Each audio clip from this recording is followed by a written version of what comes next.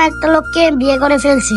কি বললা? আচ্ছা ঠিক আছে, এখানে বৃষ্টি পড়তেছে, চলো দিকে যাই। আচ্ছা বাবা, ওইখানে আমার একটা বন্ধু দাঁড়ায় আছে, ওকে আমি নিয়ে যাই।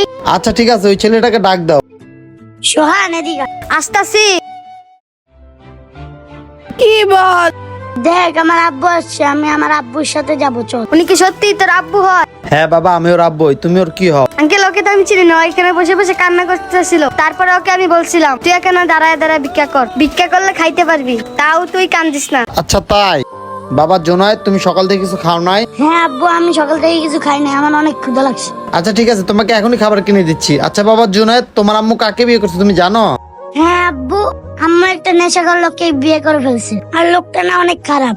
আর ওই নেশাখোর লোকটা প্রতিদিন আম্মুকে মারধর করে টাকার জন্য। কি বললো জোনায়েদ? তোমার আম্মু একটা নেশাখোর ছেলেকে বিয়ে করছে? আরে যখন আমার কাছে ছিল না, তখন তাকে কতটা সুখে রাখছিলাম। সে আমার কাছ থেকে ডিভোর্স নিয়ে 10 লাখ টাকা নিয়ে গেছে, বুঝছো? সে বলে একটা ছেলে